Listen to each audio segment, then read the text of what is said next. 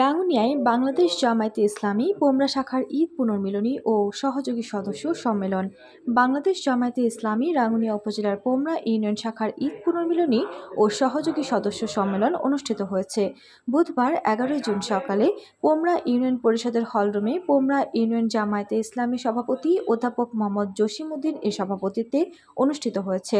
Pomra union জামায়াতে ইসলামীর secretary Amjad Hossain Farhad এর সঞ্চালনায় অনুষ্ঠানের প্রধান অতিথি ছিলেন বাংলাদেশ জামায়াতে ইসলামী রাঙ্গুনিয়া উপজেলার আমির মাওলানা মোহাম্মদ হাসান মুরাদ। প্রধান আলোচক ছিলেন বাংলাদেশ জামায়াত ইসলামী রাঙ্গুনিয়া উপজেলার নায়েবে আমির মাওলানা শওকত হোসেন। অনুষ্ঠানে বিশেষ অতিথি ছিলেন পোমরা ইউনিয়ন জামায়াতে ইসলামী সহসভাপতি অ্যাডভোকেট রেজাউল করিম, সহসভাপতি অধ্যাপক SM গোফরার সহ উপজেলা ও পোমরা ইউনিয়ন জামায়াতে ইসলামী বাংলাদেশের নেতৃত্ব। এটা আমাদের জন্য আল্লাহর একটা রহমত। এর মধ্যে লেখা আছে দুটি পাঠ, লা ইলাহা ইল্লাল্লাহ, আল্লাহ ছাড়া কোনো মাবুদ নাই, কোনো ইলাহা নাই, কোনো উপাস্য নাই, একমাত্র রিজিকের মালিক, হায়াতের মালিক, মওতের মালিক, আমাদের সকল মালিক কে?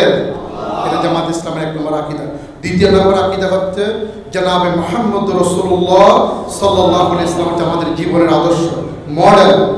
রাসূল করিম সাল্লাল্লাহু আলাইহি ওয়াসাল্লামের অনুকরণ আমাদের মডেল। সেই জন্য কেউ যদি জামাত ইসলামের আকীদা খারাপ বলে থাকে তাদেরকে জামাত ইসলামের গঠনতন্ত্র বইটা একটু পড়তে দেবেন, এটাই জামাত ইসলামের আকীদা। আর আজকে অনলাইন অফলাইন সব আমি সভাপতিকে বলতেছি, জামাত ইসলামে কিছুদিন আগে নিবন্ধন ফিরে পেয়েছেন, পান নাই? জামাত ইসলাম নিষিদ্ধ কি জন্য হয়েছে? একমাত্র কেবলমাত্র জামাত ইসলামের গঠনতন্ত্রে একটা দিনই লেখা ছিল সকল ক্ষমতার উৎস, সকল ক্ষমতার উৎস। আর যারা সকল ক্ষমতার উৎস জনগণ বলেছেন, ম্যান পাওয়ার বলেছেন, তাদের নিবন্ধন ঠিক ছিল। যখনই জামাত ইসলামের সকল ক্ষমতার উৎস আল্লাহ বলেছেন, নির্বাচন কমিশন বলেছেন এটা সাংঘর্ষিক বিষয়, আপনাদেরকে ক্যান্সেল করতে হবে, হয় যা সকল ক্ষমতার উৎস জনগণ বলতে হবে, নাহলে আপনাদের নিবন্ধন দেওয়া যাবে না। বাংলাদেশ জামাত ইসলাম মজলিসের মধ্যে সিদ্ধান্ত নিয়েছেন এরকম নিবন্ধন যদি কিয়ামত পর্যন্ত দেওয়া না হয়, মুশরিকি কোনো তন্ত্র মন্ত্র নিয়ে আমরা জামাত ইসলাম রাজনীতি করবেন ইনশাআল্লাহ। আর যারা নিবন্ধন তখনই পেয়েছেন, তখন নিবন্ধন নিয়েছিলেন, তাদের বিয়ার আপনারা জানা আছে। আমি দ্বিতীয় কথাটা বলতে যাচ্ছি, ইসলাম হচ্ছে একটি কঠিনতম একটা বিষয়।